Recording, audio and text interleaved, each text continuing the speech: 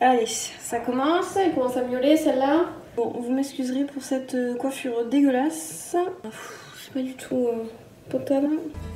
Alors bonjour à tous, alors aujourd'hui on se retrouve pour une nouvelle vidéo.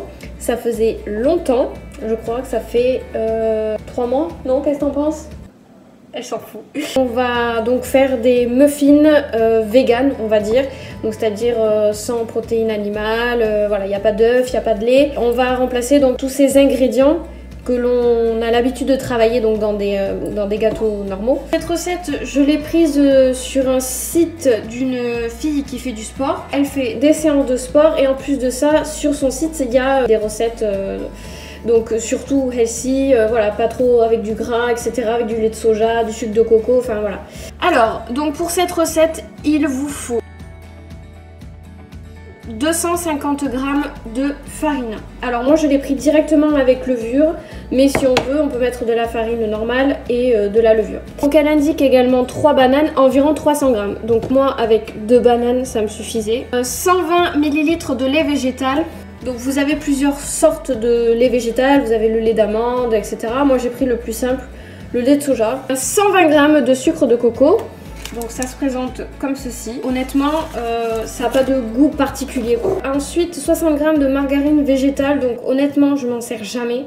Donc je vais prendre du beurre normal. Ensuite, 50 g de beurre de cacahuète. Bon, moi j'ai pris celle-là, vraiment honnêtement la moins chère.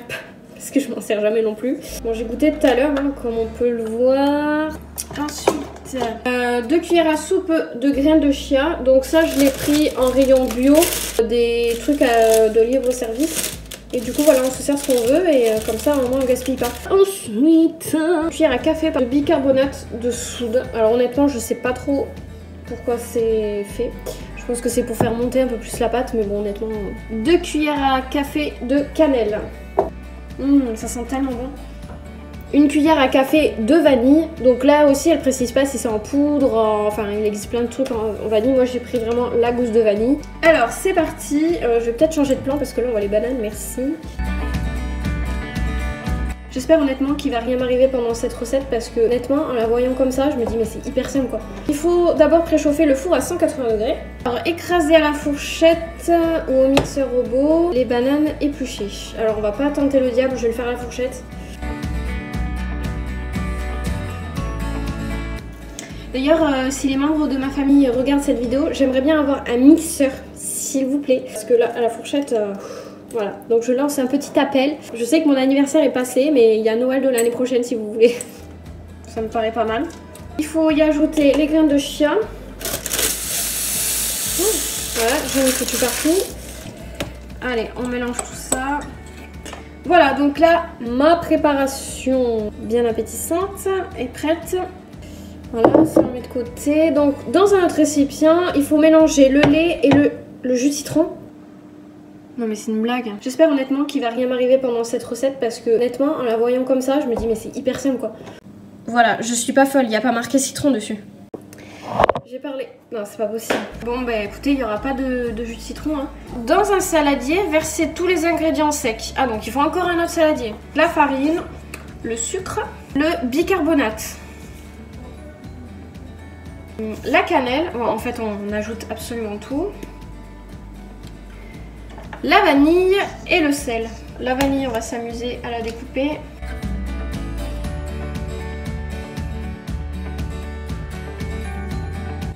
Mélanger rapidement et ajouter la banane écrasée. Ok. Le lait. Bon, en fait, je viens de me rendre compte que j'ai gaspillé un saladier pour rien. J'aurais dû le laisser dans le... Bon, c'est pas grave. Le beurre de cacahuète. 50 g de cacahuètes. Je sais pas trop quoi en penser de ce beurre de cacahuète. Je sais pas si c'est beaucoup calorique. Ouais, on va arrêter le lien.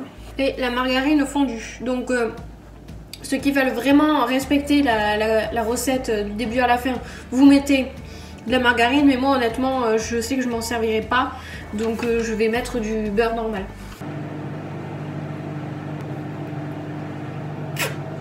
C'est bon cette merde. T'aimes?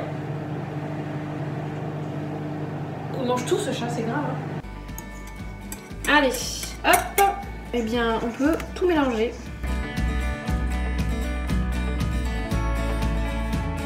Et voilà, ça fait une pâte comme ça qui est pas facile à travailler, vraiment honnêtement. La texture doit être légèrement compacte et non liquide. Ah ben là, c'est sûr que c'est pas liquide. Donc là, ma préparation est terminée. Maintenant, on va le mettre dans des moules. Donc voilà, moi j'ai pris ça. Je sais pas si assaisonnement, cuisson et friture. Bon, ça devrait le faire. Donc moi je fais comme ça, je prends un sopalin et jaune. Après, vous faites ce que vous voulez. Mon plan de travail est actuellement horrible. Il me tarde déjà de nettoyer parce que là ça ne va pas du tout. Donc elle a dit 2 grosses cuillères. 2 cuillères. Ouais, 2 bonnes cuillères.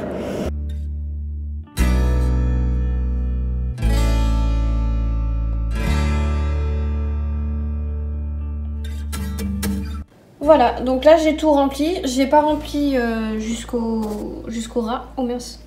Bon, il y en a certains qui sont plus remplis que d'autres, mais bon voilà. Il me reste encore 7 préparations, mais la recette c'est pour 12. Allez, c'est parti, je les enfourne. Oh, il y avait le poulet dedans. Bon ben super, je pense qu'il va être bien cuit pour ce soir. On les enfourne. Hop. Donc à 180 degrés pour 25 minutes. Pas beau ça. Ils m'ont l'air vraiment pas mal. Ah bah nickel. Ouh c'est chaud. Ah c'est chaud. Oh putain. C'est trop chaud, c'est horrible. Ah, fais gaffe, ils sont un peu chauds. Qu'est-ce que t'en penses? C'est très bon. Bon, pour une fois je serai toute seule à goûter. C'est trop bon. C'est à la fois consistant, bon je pense qu'il faut le manger un petit peu plus froid, parce que là vraiment ça sort du four, mais c'est très moelleux, de cannelle, de banane, ça on le sent bien. Après on sent le petit côté croquant avec les graines de chia. Après honnêtement, qu'il n'y ait pas de lait de vache, etc. Franchement on voit pas du tout la différence. Je suis contente de moi. Par contre c'est froid.